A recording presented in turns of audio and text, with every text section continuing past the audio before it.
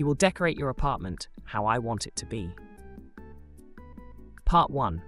My mom is a bit of a narcissist.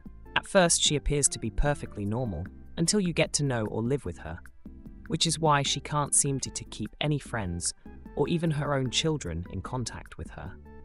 I have gone no contact as of 2023. After having enough of living with her entitlement and narcissism, I moved out between 19 and 20 years old, which is a bit uncommon since rent has skyrocketed in the area. I managed how I could with a roommate who had a well-paying job and my own job. She paid for none of my living expenses.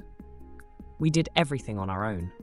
Despite that, she's always tried to control every aspect of my life, and her continuing to do that is why I chose to go no contact. I only realized that was an option through therapy and a bunch of supportive friends a few years later. Before that time, I was still listening to her, and she was able to guilt me into a lot of things I didn't want.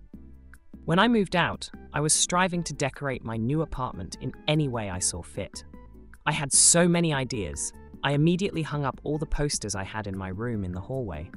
The walls had a few cracks, and I wanted to cover them. We used red and blue thumbtacks.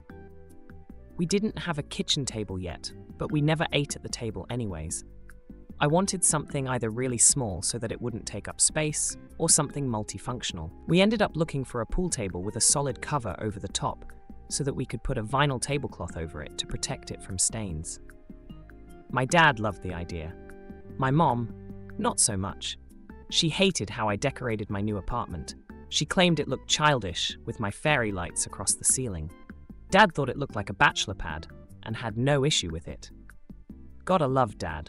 She kept making comments about how I needed to take down the posters and get paintings I didn't like or need. She kept telling me I needed to paint something. I paint and have it framed for the hallway.